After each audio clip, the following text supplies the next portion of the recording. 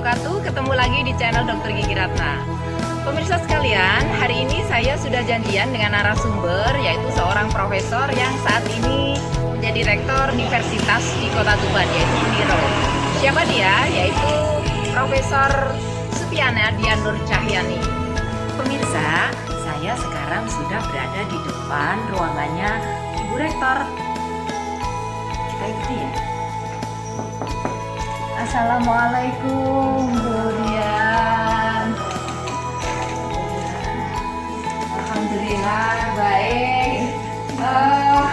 Tidak mengganggu ini? Enggak, lagi selesai rapat. Oh iya, saya boleh duduk Bu Dian? Ya, silakan. Bu Dian, apa kabar? Assalamualaikum warahmatullahi wabarakatuh. Waalaikumsalam warahmatullahi wabarakatuh. Alhamdulillah baik. Terima kasih Dr. Gigi Ratna yang telah berkenan hadir di ruang ini. Mohon maaf, ini ruangnya baru direnovasi sehingga kita di ruang Oh, ini ruang sementara ya Bu ruang Dian? sementara, jadi gedung pusat rektorat dalam renovasi. Insya Allah Agustus sudah selesai.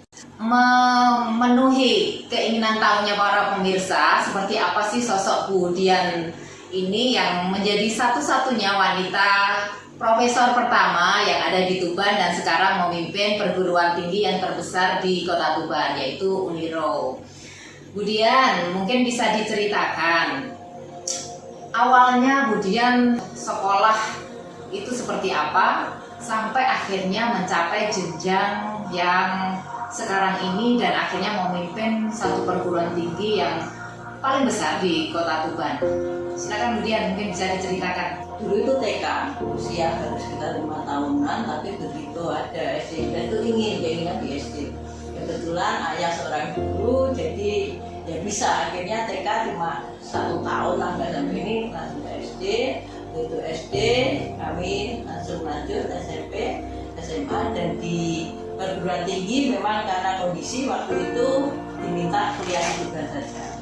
Sebenarnya kalau keinginan keluarga, SMA itu kami diminta SPG, itu nenek. Jadi nenek itu ingin ada keturunan guru lah melanjutkan itu. Akhirnya kami memang, saya tidak ini ya, nggak lihat SPG lah, SMA karena pengen melanjutkan. Akhirnya melanjutkan tinggi, dan di itu pun alhamdulillah begitu lulus saya menjadi lulusan terbaik sehingga langsung bisa mendaftar tes dosen di Kopertis dan 7, yang mana ini adalah dosen PNS yang nanti diperbantukan perguruan tinggi swasta, istilahnya dosen BPK. Memang ribuan yang sudah ikut tes, antara lain dosen saya waktu itu juga ikut, tapi alhamdulillah yang diterima saya. Dan tes dosen itu waktu itu sangat lengkap ya, bisa dikatakan ada tes tulis, wawancara, tes kesehatan dari ujung kaki sampai ujung rambut. Kalau memang satu nggak lolos, maksudnya tes telinga nggak lolos, gagal. Itu dipanggil itu tanpa pakai mikrofon, jadi suara biasa 3 kali nggak menghadap, berarti ini gugur. Jadi ada penilaian gangguan telinga itu dan seterusnya. Akhirnya alhamdulillah sampai finish, sampai jadi PNS dan diperbantukan di Uniro juga. Alhamdulillah pada tahun 1992. Akhirnya saya ingin studi lanjut gitu. Jadi pokoknya keinginan saya itu memang bisa studi lebih tinggi karena saya menyadari sebagai seorang dosen kan mengembangkan ilmu, sehingga harus lebih tahu, berada di garda terdepan terhadap kemajuan ilmu gitu ya. Akhirnya waktu itu orang tua ya berat juga karena saya anak perempuan satu-satunya, maunya kan nikah dulu. Tapi saya keinginan itu kuat, terus akhirnya setelah nikah saya tetap kekeh untuk tes. Saya tes di 2 tempat, di ITB dan di 4. Alhamdulillah diterima dua-duanya. Tapi yang ITB surat pemberitahuannya itu di Kopertis, saya kan dosen Kopertis. Nah, akhirnya di Unpad dijalani. Di Unpad itu kedokteran dasar, ilmu kedokteran dasar. Sebenarnya sih pertama itu niatan saya pengen jadi dokter lah. Dulu saya punya ibu sakit kan pengen gimana sih. Akhirnya bisa lulus yang pertama. Dosen-dosen kedokteran tuh saya ya kaget, bingung gitu loh. Ada kan backgroundnya dari KIP, dulu memang ada matrikulasi. Saya pun sekolah di Bandung itu satu-satunya dari perguruan tinggi swasta itu. Dosennya tuh sampai bingung, terus baru di mana? Alhamdulillah suka dan duka kita lalui, dan di sana pun saya sempat juga melahirkan anak saya yang kedua. Nah jadi Kusuma itu, dan sekarang alhamdulillah juga dia ya nuruti keinginan mamanya juga ya, jadi bisa melanjutkan. Dia sekarang juga jadi dokter. Terus yang pertama juga saya bawa ya di bidang kesehatan, tapi dia di farmasinya, jadi di Brawijaya waktu itu terus ngambil profesinya di UI. Terus itu terus kami ingin sekolah lagi di S3, tapi pesan dari orang tua kan karena sudah keluarga jangan mementingkan dirinya sendiri, anak kan juga butuh pendidikan. Dengan adanya ridho Allah juga ridho orang tua ini, ternyata apa yang kami lakukan itu ya diridhoi dalam arti seperti S2, daftar sekali itu langsung diterima 2. Begitu S3 ya seperti itu, tapi waktu S3 itu bapak saya sudah nggak ada, tapi keinginan itu kan tetap berlanjut. Alhamdulillah di S3 pun bisa lulus sebelum waktunya. Saya sekolah studi lanjut itu tujuannya satu, bagaimana kita bisa mengundurkan diri untuk berkontribusi lebih baik sesuai dengan profesi kita. Dosen tidak hanya sebagai pengajar, tapi sebagai ilmuwan juga pengemban ilmu, sehingga tadi saya katakan harus berada di garis terdepan untuk pengemban ilmu. Saya waktu itu nggak ada niatan untuk ini, karena saya memang hidupnya kan di riset ya, di penelitian. Waktu itu memang kampus kami sedikit ada permasalahan, sehingga kami diminta jadi dosen. Karena saya kan juga alumni sini, alumni Tuban, sehingga diminta untuk membenahi kampus. Alhamdulillah nggak ada 3 bulan, kampus kita sudah bisa dikembali dan terjadi kenaikan yang signifikan dari peringkat yang dulunya peringkatnya dari 331 turun ranking 330. Alhamdulillah begitu kepegang menjadi 44, sekarang 29. Yang tataran nasional yang dulu 1165 sekarang menjadi 173 se-Indonesia, sehingga kan hampir mendekati lah 100 ini. Kalau berawalnya dari bawah lah, kita seperti membuka baru, kemudian institusi sudah terakreditasi B, 16 prodi, 14 prodi sudah terakreditasi B. Nah ini semua bukan dukungan semua kita, dan kami memang berkomitmen dimanapun Uniro berada harus bisa memberikan kontribusi positif bagi masyarakat, sehingga kami banyak menjalin kerjasama baik dengan pihak Semen, pihak Pertamina, kemarin dengan UNER. Baru kemarin kita memberdayakan ekspedisi nelayan yang terdapat daerah operasi Pertamina yang di Pilang itu di Desa Beji, yaitu pelatihan pengolahan ikan asap, ikan segar, dan limbah, sehingga ada produk-produk tujuannya dan nanti membuat ekonomi kreatif masyarakat sekitar yang terdampak itu menjadi berdaya, tidak kehilangan pekerjaannya. Kemarin juga pada waktu pemilihan rektor yang kedua, yang kedua ada pemilihan, kami diberi amanah lagi. Ini berarti jabatan yang kedua ya? Ya, jabatan yang kedua. Nah, ini suatu amanah yang mana memang tidak mudah, terutama mengubah satu konsep, apalagi sekarang kita akan menghadapi tatanan baru yang disebut era new normal. Era new normal kan tidak bisa kembali ke normal yang sebelumnya, tapi mindset orang kadang belum bisa berubah. Iya, karena normalnya itu fokusnya. Normalnya fokusnya itu. Kemudian untuk yang terkait dengan IT, mau nggak mau kita dipaksa sekarang. Dan kita mengubah itu juga kadang nggak mudah gitu. Tapi kami tetap optimis, apa yang kita lakukan asal itu baik, walaupun sedikit kita yang penting bisa berbuat baik, berkontribusi positif daripada tidak sama sekali. Dan kami juga punya prinsip tidak akan menyerah, semua kita jalani dengan niatan tulus dan ikhlas sebagai ibadah kita yang nanti Allah mesti mendengar dan mau melindungi kita. Itu bisa. Keren kan pemirsa, saya sampai melongo ini mendengarkan penjelasan Bu Dian ini. Beberapa kalimat yang saya tangkap, jadi Bu Dian ini sampai di titik ini tidak mengejar, tapi karir yang malah mengejar Bu Dian. Kemudian ikhlas, gigih dalam memperjuangkan mimpi-mimpinya, dan ridho orang tua adalah ridho Allah. Terbukti dengan tadi yang sudah diceritakan, jadi ketika orang tua ridho, gampang sekali proses untuk menuju mimpi yang dicita-citakan oleh Bu Dian. Luar biasa Bu Dian, ini sangat menginspirasi dan menjawab keingintahuan para pemirsa untuk lebih dekat Seperti apa sosok Budian yang selama ini hanya terpampang mungkin rektor Uniro, hanya fotonya, tapi secara detail baru sekarang ini saya sendiri punya kesempatan untuk sharing. Nah, Budian, kira-kira motivasi terbesar Budian sampai di titik ini menggapai cita-cita mimpi siapa Budian? Atau apa? Motivasi utama yang menjadi dorongan tentunya dalam diri sendiri untuk bisa mendorong dalam diri sendiri untuk selalu berprestasi. Nah, untuk berprestasi ini kita harus mampu menggunakan kesempatan yang ada, karena kesempatan itu kan tidak akan datang dua kali. Kalau kita sibuk, tentu semua orang sibuk, tapi waktu luang itu kita yang menciptakan.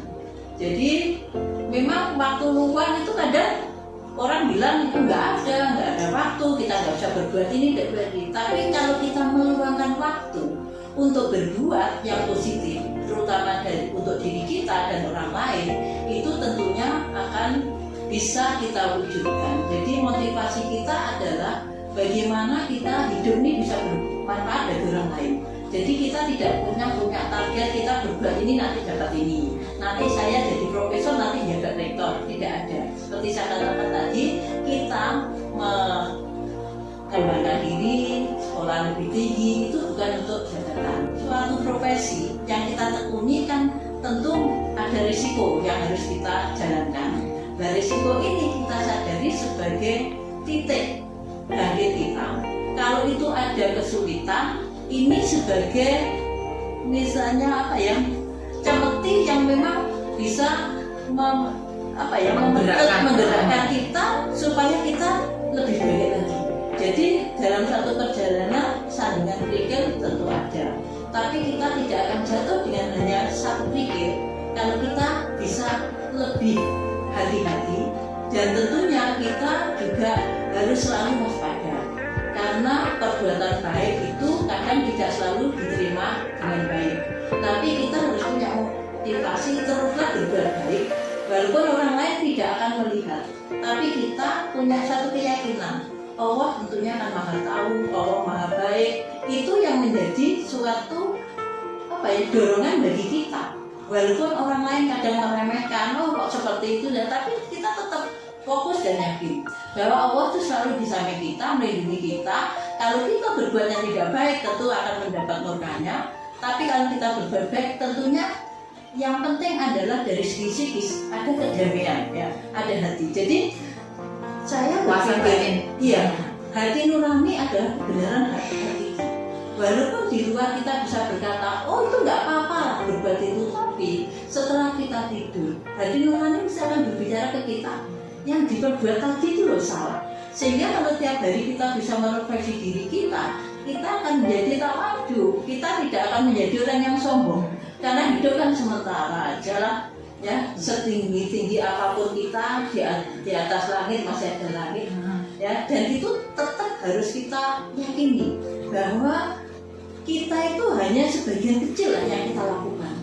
Ya seperti kita, misalnya ya, saya meneliti di bidang biologi molekuler, mencarikan DNA itu di penelitian itu seperti mencari jarum di pada pasir. Ya, kalau itu nggak ketemu, dia apa kan nggak bisa. Itu seperti sinar ilahi gitu ya. Jadi ada seperti kehidupan baru sel itu. Kalau itu nggak bisa, dan perjuangan untuk mendapatkan itu memang nggak mudah.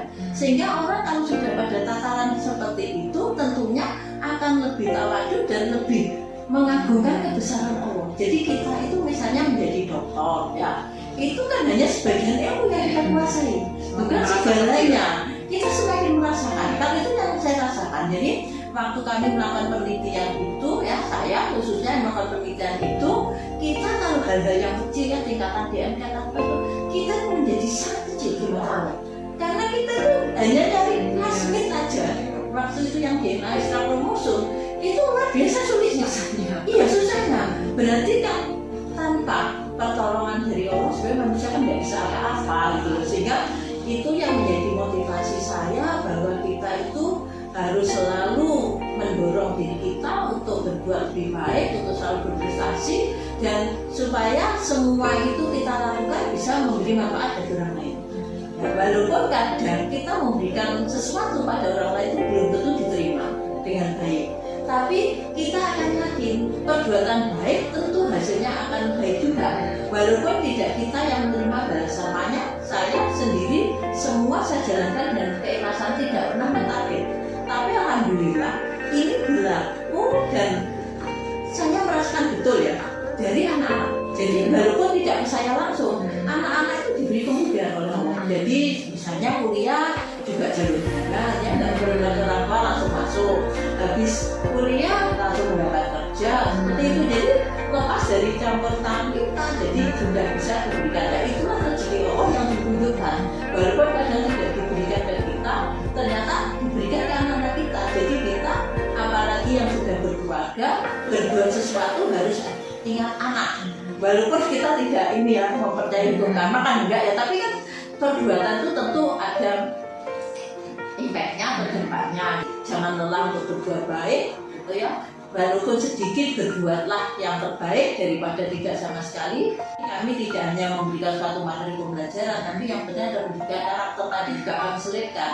Jadi kami menginginkan mahasiswa-mahasiswa kami, anak didik kami tidak hanya pintar, tidak hanya smart seperti dalam ilmu, tapi dia juga berkarakter. Kami yang mendalami di bidang pendidikan sudah bertahun-tahun, menanamkan karakter itu ternyata sangat penting. Jadi prinsipnya kita hidup ini kan tidak boleh menyerah, karena hidup adalah suatu anugerah, sehingga harus dijalani dengan suatu kebaikan-kebaikan yang menjadikan suatu rutinitas dan sudah menjadikan suatu perilaku kita yang harus melekat gitu ya.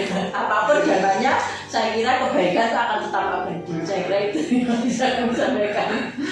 Nah pemirsa, ikuti lanjutannya. Saya tadi sampai wow gitu. Karena banyak banget yang bisa kita petik dari perbincangan kita dengan Prof. Dian ini. Nah Prof. Dian, saya akan tanya sisi lain ini. Ini kalau pas liburan, ini kan Prof. Dian kayaknya sibuk banget ya. Nah ini liburannya kapan dengan anak-anak itu loh? Terus kira-kira liburannya seperti apa sih? Ya memang gini ya, kami di keluarga memang sudah punya komitmen ya, bukan dari segi kuantitas tapi dari segi kualitas gitu ya. Hiburan tentunya kita mengikuti juga situasi kondisi anak, jadi tidak harus kita kemana yang memang bisa membuat mereka refresh gitu ya, tapi kita tentu ada sela-sela waktu, misalnya pas ada acara kita bisa bersama-sama. Jadi memang ada waktu-waktu tertentu lah yang kita bisa bersama-sama keluarga, tapi memang semua keluarga kan menyadari tugas kami di sini, sehingga tentu memilih waktu pun ya yang penting mencapai tidak panjang sedikit tapi bisa memberikan kualitas. Dan memang kita sekarang itu untuk perhiburan itu sulit sekali ya. Ya yang penting tadi ya ada dari segi kualitas, pokoknya kita ada manfaatkan. Jadi maksud kami tidak harus waktu libur, jadi waktu kalian bersama itu yang menjadi waktu kita untuk disempatkan dan dipergunakan sebaik-baiknya. Soalnya saya mikirnya padat banget gitu loh, untuk ketemu mungkin dengan keluarga itu kan waktu yang sangat-sangat berharga gitu loh untuk bisa kumpul bareng. Tapi saya melihatnya anak-anak juga melihat dari sosok seorang ibu, akhirnya anak-anak pun menduplikasi, dan saya melihat studinya anak-anak pun juga mengikuti dari studi bapak ibunya. Nah, mudah-mudahan pemirsa yang sudah menonton acara ini juga termotivasi dan terinspirasi dengan obrolan kita hari ini. Pesan kepada para generasi muda seperti apa, Bu Dian? Mungkin ada pesan? Ya, generasi muda yang ada sekarang harus generasi yang tangguh, dalam arti mampu membaca peluang yang ada untuk menyiapkan masa depannya. Jadi harus punya ide-ide yang kreatif, inovatif, dan yang penting juga harus tetap produktif di suasana yang pandemi ya, atau sekarang menuju tataran new normal kan banyak waktu liburnya di rumah, sehingga waktu libur itu mohon bisa dimanfaatkan untuk menggali kompetensi yang ada pada dirinya supaya bisa mewujudkan ide kreatif dan inovatifnya, sehingga ada produktivitas yang bisa dibanggakan. karena dari ide-ide kreatif dan inovatif yang ada itu bisa menjadi peluang untuk meraih masa depan yang lebih gemilang. Jadi untuk generasi muda yang sekarang tentunya jangan lelah untuk terus berinovasi, terus kreatif dan berkarya yang produktif untuk membangun Indonesia Jaya. Dan potensi lokal juga menjadi trigger yang utama yang bisa menjadi daya ungkit untuk bisa mengenalkan ke dunia luar. Jadi tantangan era juga ini jangan takut kalau sebenarnya potensi lokal itu menjadi trigger yang luar biasa yang negara lain nggak punya. Dan itu kadang ini ya jarang dilirik oleh generasi muda. Jadi itu pesan kami ya, tetap ya semangat ya, karena generasi muda dan generasi penerus bangsa harus berada di garda terdepan dalam era kita ini.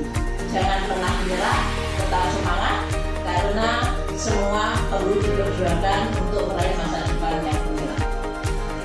Nah, sudah panjang lebar kita simak penuturan dari Prof. Dian. Mudah-mudahan obrolan siang hari ini membawa manfaat dan inspirasi buat kita semua, sehingga kedepannya banyak lagi profesor-profesor yang lahir di Kota Tuban dan memberikan banyak manfaat untuk kota kita tercinta. Terima kasih atas waktunya dan kita ketemu lagi di lain kesempatan. Bu Dian, kita foto dulu ya.